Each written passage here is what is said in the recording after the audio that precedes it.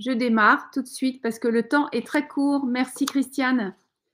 Alors, je suis Fabienne Vaillant et j'accompagne depuis une vingtaine d'années des managers, des RH, des dirigeants, individuellement et en équipe ou en équipe, pour leur permettre de s'aligner intérieurement, de trouver du sens à leur engagement, de manière à ce que leurs résultats et leurs actions soient utiles, euh, bonnes, et je pèse mes mots, et rentables.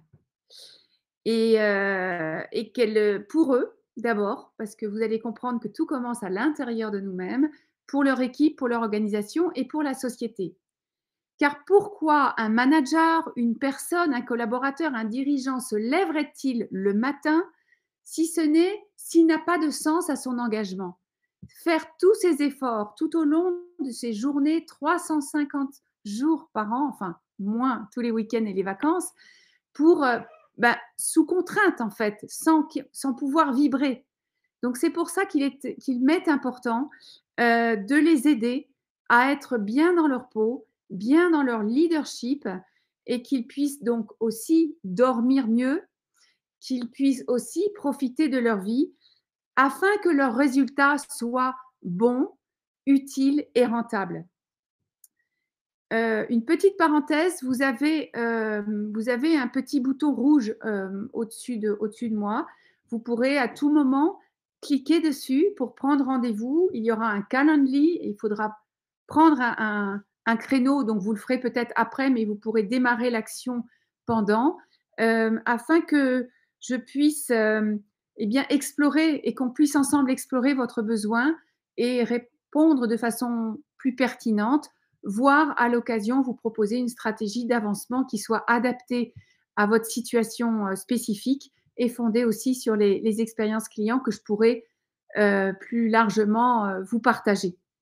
Donc, n'hésitez pas pour cela et n'hésitez pas aussi à, dès que vous avez une question qui monte au long de ma présentation, et de l'écrire, j'y reviendrai voilà, à un moment ou à un autre, de manière à ce qu'on puisse avoir un échange, car j'aime bien que ce soit interactif au mieux, ces webinaires. Donc, n'hésitez pas à poser vos questions, voilà, parce que vous en tirez d'autant plus de valeur. Donc, en préambule, je voudrais vous raconter une histoire. Et cette histoire, c'est celle des All Blacks. Vous connaissez cette équipe fantastique qui a eu longtemps de grands succès. Ils étaient puissants, ils étaient extraordinaires, ils enthousiasmaient toute la planète. Et puis, ils étaient comme les doigts de la main. Ils étaient comme les doigts de la main, comme des frères. Donc, il y avait de la cohésion entre eux. Et un jour, ils ont perdu contre la France. Je crois que c'est l'année dernière ou l'année d'avant. Qu'est-ce qui s'est passé? Qu'est-ce qu'il s'est passé? Eh bien, on peut imaginer qu'il y a eu des égos qui se sont un peu réveillés parce qu'ils étaient coachés avant, ils étaient alignés. Et tout d'un coup, ça c'est parti. Il n'y avait plus cet esprit d'équipe. Donc, on peut imaginer qu'il y a eu ces égos, cette starisation et surtout des tensions dans l'équipe qui n'ont pas été régulées. On sait tous, et je vous le redis, qu'une tension, un conflit, ce n'est pas quelque chose à éradiquer. C'est une information importante qui parle d'un dysfonctionnement dans la dynamique de l'équipe. Eh bien, ils n'ont pas dû les traiter. Et pourquoi je vous raconte cela?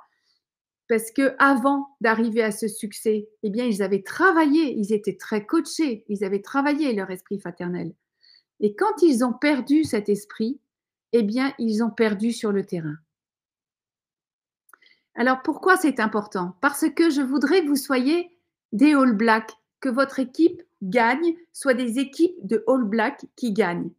C'est important parce que ça va permettre à votre équipe de gagner, mais aussi à votre entreprise et surtout de nourrir, que tout le monde soit content et heureux. Et cette énergie de satisfaction est le fuel d'une équipe qui fonctionne.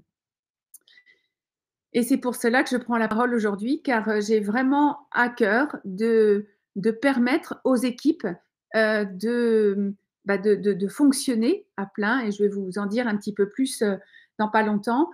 Et je vous offrirai, après ces 20 minutes de présentation, je vous offrirai à la fin un lien pour faire l'autodiagnostic de votre profil, de l'atmosphère managériale de votre équipe et peut-être aussi de votre organisation. C'est l'occasion en fait de vous benchmarker et d'avoir des éléments très concrets pour construire un plan d'action. C'est aussi un lien qui vous permettrait, dans un deuxième temps, d'avoir un pack participatif et qui permettrait à toutes vos équipes ou à votre équipe de se positionner afin que vous ayez une vraie température de ce qui est vécu au quotidien sur un certain nombre de dimensions que je présenterai à la fin. Alors pourquoi c'est important ce sujet-là de la cohésion d'équipe? Eh bien, c'est essentiel parce qu'il y a un vrai problème. Cela fait 20 ans que j'accompagne des dirigeants, des managers qui me partagent au quotidien les symptômes d'un manque de cohésion d'équipe et qui en pâtissent lourdement. Et je vois avec eux à quel point il y a le gaspillage d'énergie, d'intelligence, je reviendrai là-dessus, qui est vraiment énorme. Alors, quels sont ces symptômes que j'observe? Je ne suis pas exhaustive, mais il y a ces messages flous, mal communiqués, qui entraînent des malentendus, qui entraînent des flous dans les objectifs. Il y a ces problématiques de confiance que vous devez sûrement expérimenter au quotidien. Et vous voyez à quel point donc des confiances au sein de l'équipe, mais aussi avec son manager. Et vous ressentez qu'après, et c'est évident, on va hésiter à parler, on ne va pas s'ouvrir sur ce que l'on vit. Alors oui, j'ai oublié mon, mon slide. Euh, donc il y a, beaucoup m'ont dit mais ils sont pas autonomes, ils prennent pas d'initiative. Ben, quand il n'y a pas de confiance, on prend pas d'initiative. C'est logique et c'est sensé. Il y a cette absence de reconnaissance qui est voilà, qui est très répandue. On ne sait pas comment reconnaître, on ne sait voilà, on ne sait pas comment faire. Les résistances au changement, je l'ai vu aussi dans vos réponses. Ce n'est que le résultat d'un manque de cohésion. C'est ça que j'essaye d'amener. Hein. Des tensions voilà, qui ne sont pas résolues, donc qui impactent les collaborations, donc la circulation de l'information.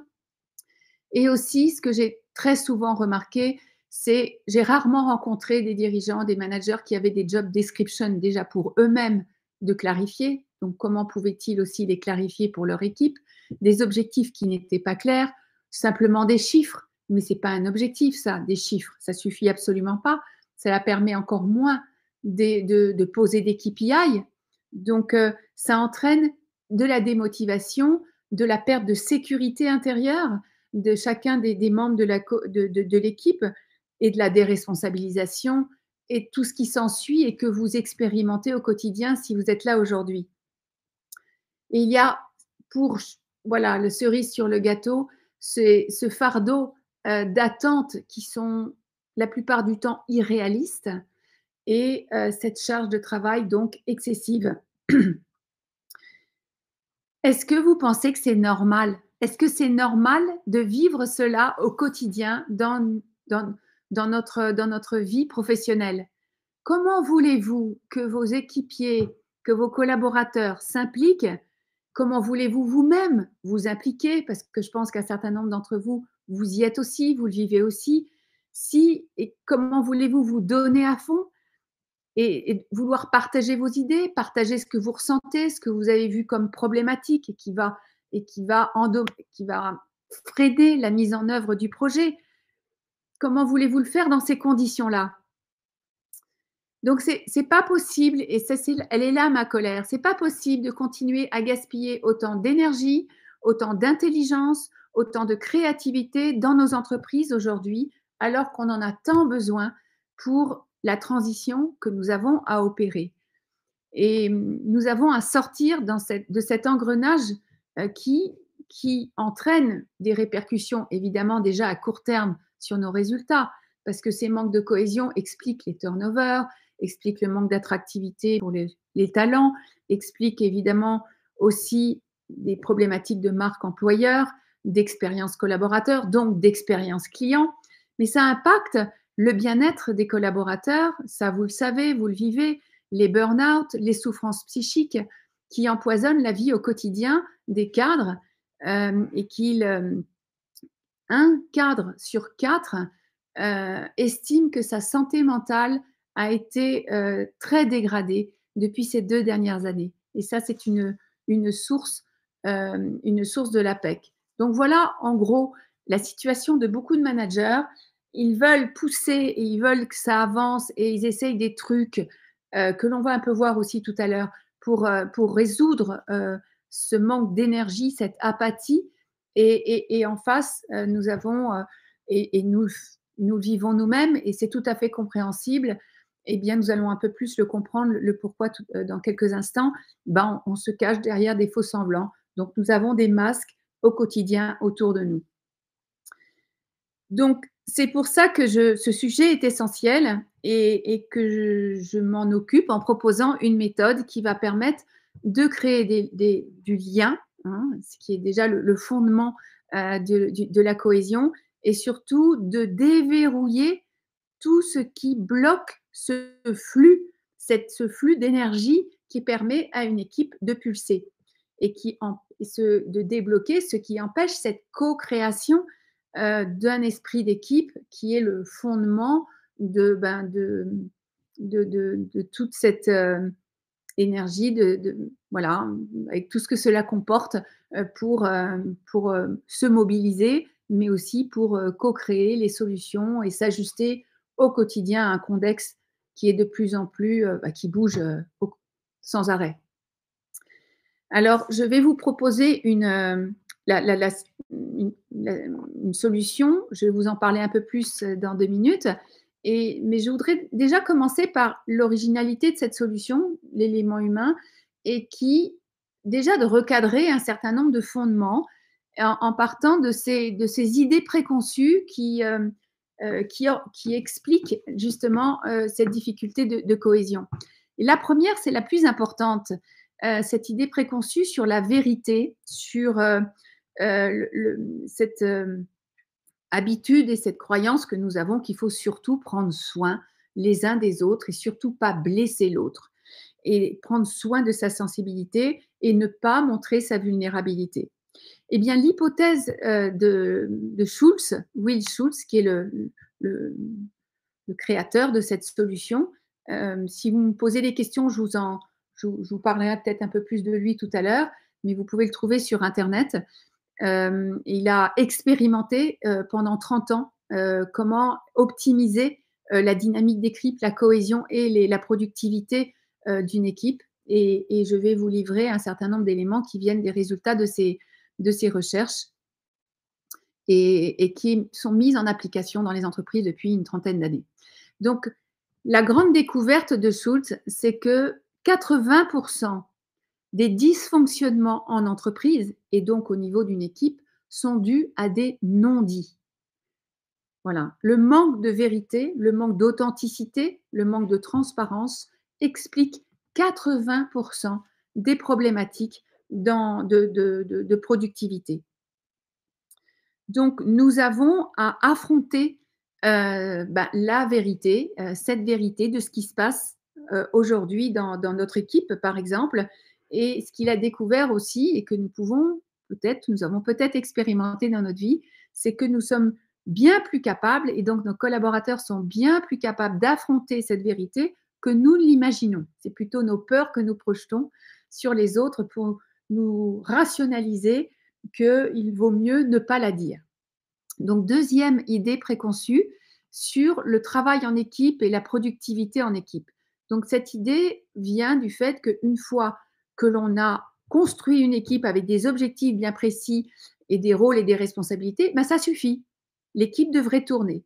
Bien non, évidemment, c'est important, mais Schultz a découvert, et c'est sa plus grande découverte, que les problématiques de productivité en équipe et donc de cohésion, parce que je mets un peu les deux dans le même panier, eh bien, viennent de rigidité comportementale. Donc, nos rigidités comportementales endommagent la productivité. D'où viennent nos rigidités? D'une faible estime de soi. Et donc, il est important, et donc de nos comportements défensifs. Donc, pour sortir de ces comportements défensifs que vous observez au quotidien, eh bien, il est important d'aborder ouvertement les peurs sous-jacentes qui organisent ces comportements. Une troisième idée préconçue, c'est que la mise en pouvoir, donc je l'ai mis en français, mais vous voyez bien le mot en anglais qui est l'empowerment, hein. Eh bien, la mise en pouvoir de nos collaborateurs vient du fait qu'on l'a fait participer aux discussions. Voilà. Mais à la fin, c'est toujours le manager qui prend la décision. Eh bien, pour avoir pleinement ce jus-là de l'engagement des collaborateurs dans notre projet commun, il est nécessaire qu'ils participent aux discussions et à la décision. Après, le comment eh bien, est aussi apporté par la solution, hein. Là, je vous parle juste de ces idées préconçues. Au niveau de la responsabilisation, qui est un grand sujet que j'ai beaucoup entendu, ils ne sont pas responsables. Eh bien, comment je responsabilise un collaborateur? Ben, il y a aussi, alors déjà, cette croyance d'un principe qui est que, ben, que celui qui est responsable, qu'on est responsable tout seul d'une erreur. Voilà. Donc l'erreur sera imputée à la personne qui était en charge de la tâche. Et pour Schulz, il est essentiel pour construire cette dynamique que l'équipe soit 100%, chacun soit 100% responsable de chaque chose, de chaque tâche voilà, qui est réalisée par l'équipe. Ce qui permet à ce que chacun contribue à résoudre le problème et qui responsabilise d'autant chacun tout au long des étapes de la réalisation d'un projet. Vous l'aurez bien compris. Et enfin, l'évaluation de la performance, eh bien, il est habituel de négocier les attentes, de définir des critères d'évaluation. Enfin, voilà, j'expérimente qu'elles ne sont pas toujours définies, mais on le sait, cela, qu'il y a besoin de négocier les attentes, les critères d'évaluation, et que l'on va plutôt discuter du comportement de la personne plutôt que de la personne. Et pour Schulz, vous commencez à le voir, eh bien, tout se joue dans la relation entre le collaborateur et le manager. Donc, c'est la dimension de la relation qui est essentielle pour pouvoir évaluer la performance et la suivre. Je vous ai extrait quelques-uns, mais il y en a un certain nombre d'idées préconçues, mais je ne voulais pas voilà, prendre trop de temps sur ce sujet. Si cela vous intéresse, je pourrais vous partager plus d'informations là-dessus. Est-ce que vous me suivez jusqu'à maintenant? Parce qu'on Est-ce que vous me suivez? Ce que Merci Catherine. OK, super. Donc ce que je voulais juste, poser là en début, je ne suis plus en introduction, c'est que, réinvence ré la réinvention du management, c'était le titre, voilà.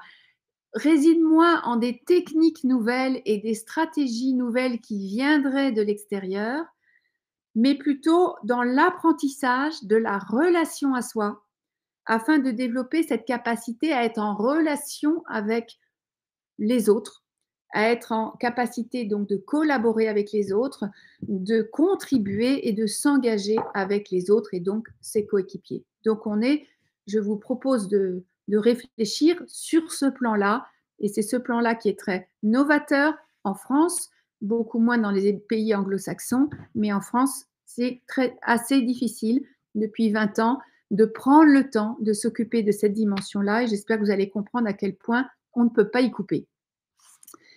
Alors, je vais commencer un peu à échanger avec vous pour avoir un peu plus d'éléments et vous permettre aussi d'avancer sur ce sujet.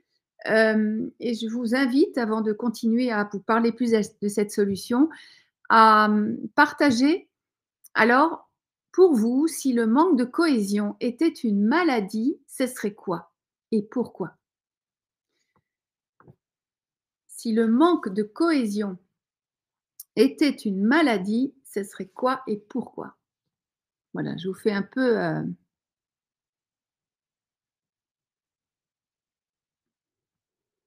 allez-y, laissez partir votre créativité.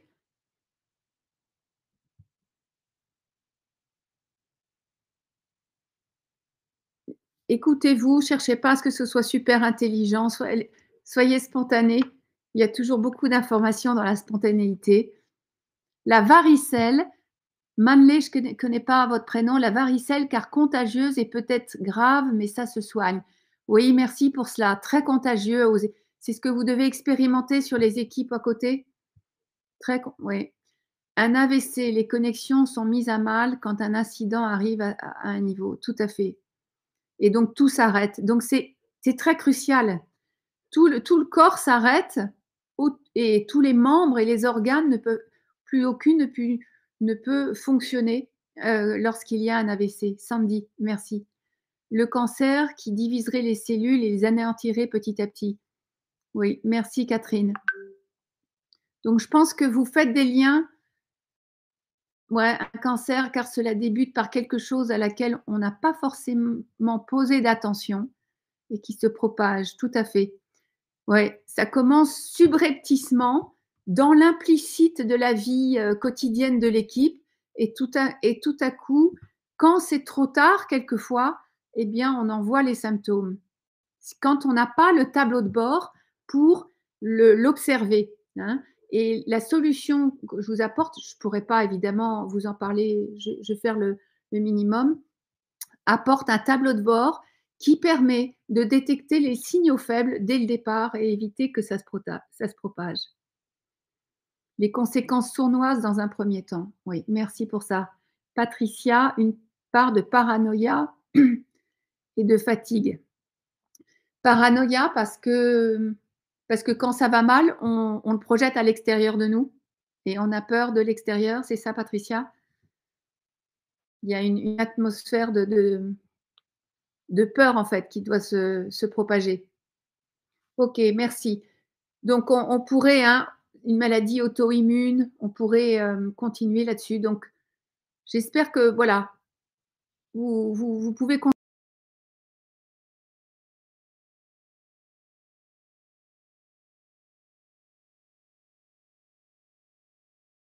voilà, vous êtes là? Ouais, excusez-moi, j'ai dû partir. Tout à fait. Annulé. Alors je continue, question d'après. Qu'avez-vous déjà testé pour résoudre ce manque de cohésion? Si vous vous êtes aperçu qu'il y avait déjà des symptômes, vous semblez en tout cas, voilà, le vivre, je compatis, c'est pas facile. Et voilà, qu'avez-vous déjà tenté? Je suis sûre que vous avez déjà et ça a coupé? Des ateliers d'intelligence collective? Oui, du team building. Avez-vous eu des résultats? Les team building, c'était est-ce que vous pouvez m'en donner? Voilà, parce qu'il y a team building et puis team building, hein. Moi-même, j'anime des team building, mais ça doit être bien préparé, tout à fait. Et les résultats, est-ce qu'ils sont durables? Parce que c'est assez essentiel. C'est une chose de parler de cohésion, mais je pense que vous avez dû quoi d'autre? J'attends que vous ayez me donniez d'autres, éléments de ce que vous avez testé. Insight d'équipe. Est-ce que vous pouvez, Stéphanie, préciser les insights sur quoi? Sur l'état de l'équipe? Enfin et après, hein, est-ce que c'était des team building qui permettaient d'apprendre à vivre autrement? Patricia posait des questions en one to one, en groupe et partager son inquiétude. Tout à fait. Donc là, ça c'est en lien avec l'ouverture, des one to one avec les équipes. Est-ce que ça a donné des résultats en tant qu'employé, mais pas en tant que chef d'entreprise? OK, OK, je comprends Manley. Ou insight car une formation qui permet de mieux se connaître. Ah oui, je voilà, OK, j'étais dans insight en général. Oui, est-ce que ça suffit, Stéphanie? Parce qu'il y a mieux se connaître et il y a pas que ça participe, hein, se connaître. On va voir ça dans 2 minutes. C'est en lien avec une première dimension de la relation. Donner la parole à l'équipe en leur demandant ce qui fonctionne et ce qui peut être amélioré. Et après Catherine, car c'est déjà mieux, comment l'autre fonctionne, tout à fait, c'est un des éléments très importants à connaître. Des temps d'échange, Sandy, suffit pas forcément, mais ça a aidé. Voilà. OK, donc ce sont merci pour ces idées. Ça aide ponctuellement, mais vous n'avez pas, semble-t-il, réorganisé l'équipe et vous n'avez pas acquis les moyens, de, faire perdurer cette cohésion. En fait, de permettre à cette équipe de continuer à respirer, à vivre, à rester vivante et à s'auto-régénérer. Parce que l'enjeu, c'est la capacité à s'auto-régénérer, hein. OK. Et ça se travaille et nous allons voir et en individuel et en équipe. Alors troisième et dernière question, si vous vous mettez à la place de vos collaborateurs, quels sont les sentiments sous-jacents qui pourraient expliquer ces problèmes de cohésion? Donc vous en avez les symptômes, vous les avez entendus, a priori vous les avez écoutés, vous avez fait des one to one, vous avez donné la parole aux équipes. Vous avez sûrement entendu, c'est quoi leurs sentiments? Impression de travailler plus pour, traitements différents. Donc il y a de la jalousie, j'imagine, en tout cas ils se comparent.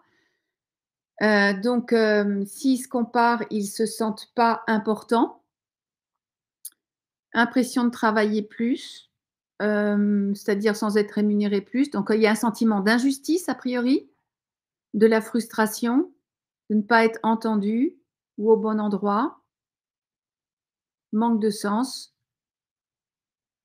Et je pense que vous le comprenez aussi parce que vous devez vivre la même chose ou l'avoir déjà vécu vous-même. Pas de feuille de route claire, donc on rejoint ce que je disais des problématiques de départ. Donc ça donne pas de sens, pas de motivation pour y aller. Envie de changement et donc peur, oui, donc peur, envie de changement au niveau de l'équipe ou c'est vous, hem, Sandy qui êtes sortie, hein, c'est ça? Voilà. Vous ne c'est peur par rapport à l'entreprendre. Ça doit être ça. Pas de confiance en soi. Tout à fait. Donc vous pressentez bien, en effet, voilà. Vous pressentez bien que, voilà, s'il y a manque de cohésion, c'est qu'à l'intérieur, vos collaborateurs sont et vous-même, à l'occasion, vous êtes confrontés à un sentiment de ne pas avoir suffisamment de ne pas être reconnu, de ne pas vous sentir important dans l'équipe, que vous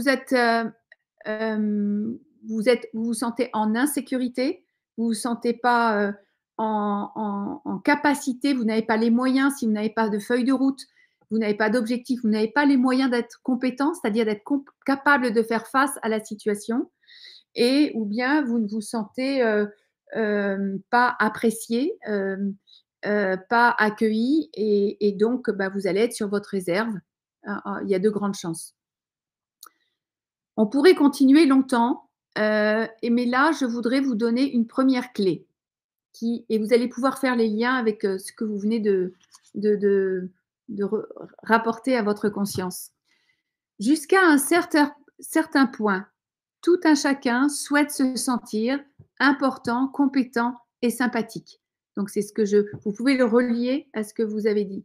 Important, c'est-à-dire ayant de la valeur, compétent, c'est-à-dire ayant la capacité de faire face quand il y a trop de travail, quand je n'ai pas de sens, quand je n'ai pas de job description, eh bien, je n'ai pas la capacité de faire face, hein, par exemple. Et tout à chacun donc a peur, d'être ignoré, humilié ou rejeté. Donc ces ressentis et ces peurs sous-jacentes, implicites, mais que vous pouvez percevoir, vous venez de le partager, eh bien, impactent la façon dont les gens vont se comporter en termes d'inclusion, donc de se sentir appartenir au groupe ou pas, s'engager ou pas, de contrôle et d'ouverture. Et dans l'ouverture, il y a toute la dimension de la confiance. Et donc voilà. Donc c'est tout cela pour dire que c'est mon système de croyance sur mon importance, par exemple, je prends la première colonne, qui combiné à ma peur profonde d'être ignorée, qui va jouer sur ma capacité à être flexible dans mon comportement d'inclusion, dans mon contact avec les autres, dans mon engagement. D'accord? Donc par exemple, si j'ai une peur profonde personnelle de ne pas avoir de valeur, parce que je n'ai pas encore travaillé sur moi-même pour, voilà, pour, réduire cette peur profonde. Si j'en Eh bien, si j'ai cette peur, je vais chercher dans la relation à l'autre à me sentir important et je vais être à l'affût de tous les signaux faibles, donc de toutes les attentions, les feedbacks, les signes de reconnaissance pour nourrir mon sentiment d'importance personnelle et tant qu'il ne sera pas nourri, eh bien, je vais soit me rester en retrait dans mon comportement, donc je ne vais pas m'engager, pas parler, rester en retrait, ou soit prendre toute la place et faire de l'esbrouffe et voilà et créer des problèmes aussi parce qu'il va falloir que je parle de moi, que tous mes problèmes seront importants et cetera et cetera. Donc je vous ai, pris un exemple sur cette première dimension, de la relation, la dimension de l'inclusion. Donc les 3 fondements de l'élément humain, heu, ces 3 dimensions de la relation sont fondées sur nos besoins en tant qu'être humain, sur toute la planète, quelle que soit la culture. Nous avons tous besoin de nous sentir inclus, de nous sentir donc importants et donc de nous inclure, d'avoir de l'influence, de l'impact, donc de se sentir capable de faire face et nous avons tous besoin de se sentir sympathiques, c'est-à-dire non jugés, accueillis sans jugement dans le regard des autres, ce qui nous permet de nous sentir, voilà, avec eux et be cette, ces besoins-là, sont régis par des peurs sous-jacentes, qui vont organiser nos rigidités et tous les problèmes de comportement que vous expérimentez en cohésion tant qu'ils ne sont pas nourris et ajustés de façon autonome. Donc l'enjeu, c'est que vos équipiers et vous-même, et que nous, en fait, en général, en tant qu'être humain, nous apprenions à nous nourrir nous-mêmes et à nous ajuster dans la relation sur chacune de ces dimensions. Donc, par exemple, que nous ne cherchions plus de façon assoiffée à ce que notre manager nous reconnaisse, je pense que ça va vous parler, parce que c'est le mais que nous apprenions nous-mêmes à reconnaître notre valeur. Et ainsi, nous développons notre maturité et nous n'avons plus besoin des autres pour nous sentir importants. Et donc, nous sortons de nos mécanismes de défense, de nos blocages, et nous sommes en capacité de coopérer avec les autres. Donc, vous voyez que ce process permet de développer la maturité affective des collaborateurs. Et donc, c'est pour ça que cette méthode est ultra puissante, car elle va aller au fond, donc elle va aller à la racine de ce qui explique les problèmes de cohésion. On va aller donc dans un premier temps travailler au niveau individuel, parce que là, ce que je pense que vous commencez à comprendre, c'est que euh, chacun dans l'équipe a besoin de développer sa flexibilité comportementale, donc il a besoin d'apprendre à se connaître. Et tout à l'heure, quand vous preniez l'exemple d'Insight, c'est là où je disais c'est une super bonne, un bon démarrage. Là, avec l'élément humain, on va apprendre à se connaître de façon très subtile sur qu'est-ce qui se passe en moi lorsque je ne me sens pas important, lorsque je ne me sens pas reconnu comme étant compétent ou quand je ne me sens pas accueillie et sympathique dans le regard des autres. Donc, ça va être vraiment relié à la dimension de la relation. Et on va aller ouvrir la conscience, en fait, permettre à chacun, par un process hyper huilé, qui va descendre des comportements aux sentiments, aux peurs, et puis après descendre au niveau intrapersonnel, va permettre par des activités corporelles, par 6 portes, les 6 portes d'apprentissage. Nous avons 6 portes d'apprentissage, donc qui permettent de court-circuiter le mental et d'avoir un vrai reflet de ce qui se passe en live dans le travail pour pouvoir justement trouver chacun ses solutions avec des outils qui sont apportés pour pouvoir se remonter son estime de soi, repérer ses mécanismes de défense et avoir les outils pour en sortir. Voilà. Donc, il y a un véritable tableau de bord qui est apporté au niveau individuel et c'est à ce moment-là que les personnes peuvent s'engager. Elles ne demandent plus à maman entreprise ou à papa, maman manager de les nourrir. Elles s'autodéterminent, elles sont dans leur leadership. Voilà. Donc le leadership de soi est essentiel pour chacun des collaborateurs, quelque niveau que ce soit. Et après, on travaille dans un deuxième temps, mais c'est assez rapide, hein, en 3 jours, on travaille la cohésion d'équipe. Et là, j'ai pris cette métaphore du moteur. On commence par optimiser chaque pièce pour qu'elle fonctionne au maximum. Et après, on travaille à l'harmonisation de chacune des pièces du moteur pour qu'elle fonctionne au mieux.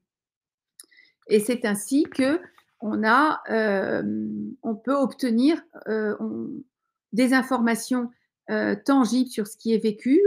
Il y a une conscience de ce qui fait que cela dysfonctionne et les outils pour réparer. Hein, et ces outils permettent, et cette expérience-là est tellement cellulaire, parce qu'elle est aussi corporelle, elle est tête, cœur, corps pleinement, c'est une transformation radicale. Il y a un avant et un après.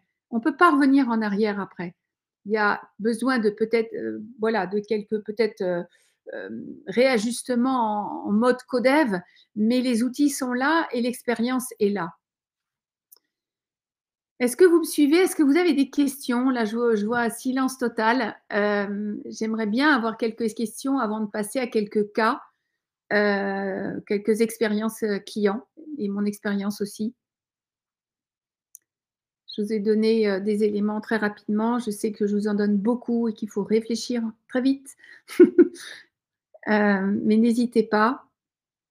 Est-ce que cela vous apporte quelque chose? Est-ce que ça vous éclaire? Merci. Pas de questions pour le moment. OK. Merci Stéphanie. Donc vous comprenez bien le niveau sur lequel je propose d'intervenir et qui est de mon point de vue le seul qui permette véritablement de construire de façon durable et radicale une équipe qui pulse. Et vous n'avez pas de questions. Et Sophie, Sandrine, parce qu'il y a d'autres personnes ici au-dessus que je vois, Jasmine, Françoise, Delphine. Avez-vous des Christiane, Catherine, Annabelle, Alexa? N'hésitez pas, je vous laisse 2 secondes. On a plus que 5 minutes, pas de questions.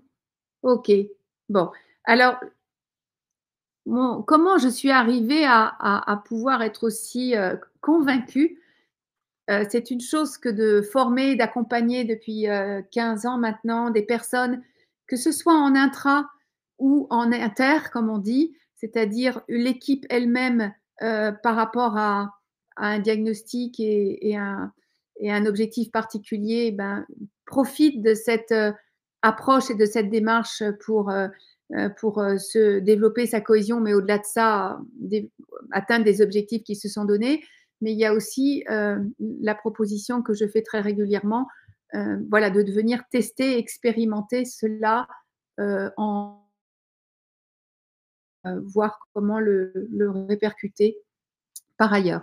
Alors, j'ai créé et animé une équipe de coachs il y a quelques années pour un programme international de leadership pour les femmes sur 3 continents. Et notre défi était d'atteindre 80% de taux de recommandation à chaque session pour permettre à ce que le contrat puisse durer au maximum, hein, le maximum de temps. Et nous avions une centaine de femmes par an chaque année.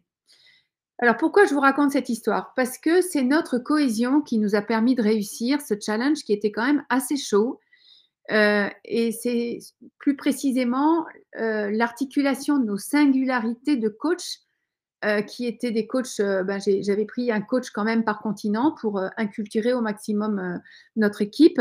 Et c'est cette articulation entre nos singularités et la dynamique d'équipe que je devais garder vivante au long de l'année, sachant qu'on se retrouvait 3 à 4 fois par an seulement.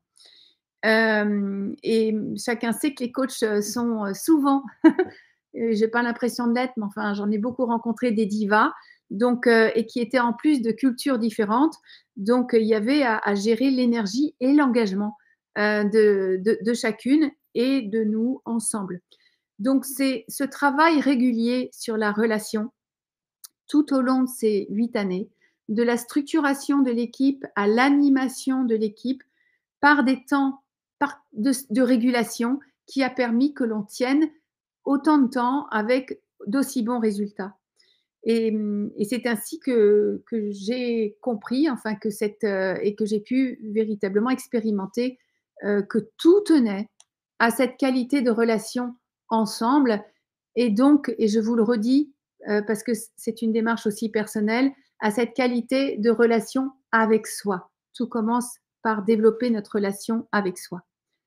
Donc voici euh, mon exemple, et je voudrais vous donner, j'ai 2, 3 très rapides exemples d'entreprises qui ont vraiment profité de cette démarche. Donc là, vous avez Softtech, qui est une société mondiale de logiciels, et leur défi était de se déployer sur toute la planète en créant 30 bureaux dans le monde et en partant d'une toute petite entreprise. Et donc, il était essentiel pour eux de préserver une culture ouverte et innovante alors qu'ils étaient éclatés sur la planète. Et donc, leur stratégie a été de faire passer leur population par cette formation, qui est une expérience, hein, qui est plus proche d'un coaching en groupe avec un processus très spécifique que d'une formation telle qu'on les connaît. Ils les ont fait passer, ça a duré 4 jours, hein, et cela est avec comme objectif particulier, au vu de leur challenge, de développer leur sentiment de compétence pour qu'ils soient capables de faire face alors qu'ils étaient en remote, de développer leur sentiment pas leur sentiment, leur autodétermination pour qu'ils soient en pleine capacité de prendre leurs responsabilités et d'être conscients de toutes les conséquences de leurs décisions, et d'apprendre à parler vrai pour que la circulation soit optimum au travers de la planète. Voilà, parce qu'il y a le maillage se passe par la circulation de l'information, donc une confiance, une fluidité à ce niveau-là, ça passe par le parler vrai. Donc, cette formation et cette expérience qu'ils ont vécue leur a permis de préserver une culture forte et malgré les différentes nationalités, et ils sont passés de 12 à 12 000 en 30 ans avec voilà, une société qui est toujours florissante. Une deuxième exemple, Gustafsson, qui est suédois, donc une société de conseil en technologie et de l'information. Alors eux, c'est très intéressant. Leur enjeu était de consolider les relations entre leurs consultants sur site qui travaillaient chez leurs clients. Et ils avaient besoin d'améliorer leur service client et pour construire des relations de long terme et intelligents avec leurs clients. Leur stratégie, elle a été de développer l'estime de soi de leurs clients en suivant l'architecture de la théorie FIRO, qui est une des architectures de Schultz, pour favoriser le sentiment d'importance, de compétence et d'amabilité, de sympathie, d'amabilité de leurs clients. Et ainsi, ils ont fait passer aussi 98% de leurs employés dans ce programme. En 8 ans, ils ont un chiffre d'affaires qui a augmenté de 643%. Et ils ont un turnover qui est très, très faible. En 22 ans, ils n'ont perdu que 6 personnes. Et tout ça, pourquoi? Parce qu'ils se sont intéressés. Donc, la morale de cette histoire, c'est que cette méthode permet aux commerciaux d'utiliser leur plein potentiel pour créer une expérience client exceptionnelle. Et qu'en s'occupant de nos clients, eh bien, en tout cas, il y a eu, évidemment, ça n'a pas été uniquement l'estime de soi de leurs clients qu'ils ont renforcé en faisant ce programme. En fait, c'était hyper intelligent, ils faisaient coup triple. Ils ont réfléchi par rapport aux clients et ils ont forcément fait travailler leurs commerciaux sur ces dimensions-là. Donc, ils ont aussi permis à leurs commerciaux de renforcer leur estime d'eux-mêmes. Et quand je dis renforcer l'estime d'eux-mêmes, ça veut dire laisser tomber des peurs, donc des mécanismes de défense, donc les rigidités qui font dysfonctionner les équipes. Hein. Je pense que vous faites le lien maintenant. Enfin, un troisième exemple du même acabit, il est 47, donc je vais aller à mon cadeau. du même acabit et qui a permis de voilà, de regonfler le moral des troupes et en encourageant l'autonomie. Donc, ils ont encouragé l'autonomie grâce à ce programme de l'élément humain, en les rendant responsables et en leur permettant de développer leurs approches à leurs employés pour qu'ils découvrent leur impact et ils ont eu l'engagement, le réengagement de leur équipe. Voilà, donc je vais très vite vous parler de ce diag avant qu'on ait un moment sur les questions-réponses. Ce lien-là, ce diagnostic vous permet déjà de faire une photo instantanée et vous avez les résultats en temps réel. C'est très important, hein. Vous n'avez pas à passer par quelqu'un pour avoir les résultats. Vous avez tout seul les résultats suite à ce diag sur ces 5 dimensions d'énergie, talent, confiance, avenir et digital, ce qui est très rare. Et cela vous permet de commencer un diagnostic, de vous benchmarker et d'avoir des éléments pour commencer à bâtir un plan d'action. Et je vous propose après un rendez-vous gratuit qui permet d'avancer sur ce plan d'action si vous le souhaitez. Vous avez des graphes tels que ici pour pouvoir savoir quelles sont les dimensions plus à travailler. Et ce qui est très intéressant, c'est qu'après, là, vous avez le lien pour y aller. Vous avez la possibilité de faire passer ce test à chacune des personnes de votre équipe ou de votre entreprise pour pouvoir croiser les éléments, les sensibiliser, réveiller et construire des plans d'action. Voilà, donc j'arrive à ce moment un peu en course. Sachez qu'il y a toujours ce rendez-vous que vous pouvez prendre et qu'il est sans engagement et gratuit. C'est un rendez-vous tremplin et stratégique qui permettent qu'on puisse préciser votre besoin ensemble et qu'on construire, si vous le souhaitez, à votre mesure une stratégie d'avancement. Et cet engagement est gratuit. Donc n'hésitez pas à passer par là et à prendre rendez-vous avec le Calendly. Pouvez-vous afficher le QR code? Oui. Voilà. Est-ce que vous avez des questions là-dessus? Donc sachez qu'en tout cas, le prochain programme, si vous voulez le découvrir, il est en mars, du 15 au 18 mars. Et il peut être organisé ou à n'importe quel endroit de France et de Navarre. Merci Patricia et Annabelle. Je vous souhaite merci.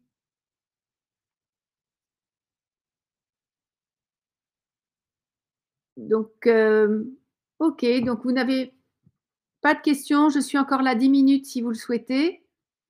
N'hésitez pas à aller un petit peu plus loin. OK, donc vous êtes tous en train de partir. En tout cas, je suis là si certains ont encore des questions. Au revoir Patricia. Bel après-midi à vous. En tout cas, je vous souhaite, voilà, d'avoir, la marge de manœuvre, l'envie, et les moyens de d'entreprendre cette super aventure, de travailler cette cohésion qui est une aventure qui nous permet de nous développer, de développer notre maturité, donc notre liberté intérieure et le plaisir et l'épanouissement au travail. C'est quand même, de mon point de vue, un super projet. Voici, je vous laisse avec une phrase de Schulz. Merci beaucoup. Piste de réflexion. Merci Alexa. Oui, Jasmine, en tout cas, je vous envoie un mail cet après-midi.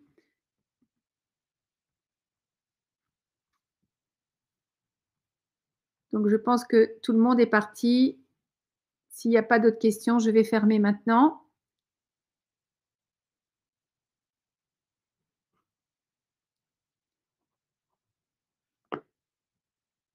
N'hésitez pas.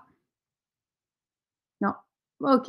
Agréable fin de semaine à vous. Au revoir, Annabelle. À bientôt.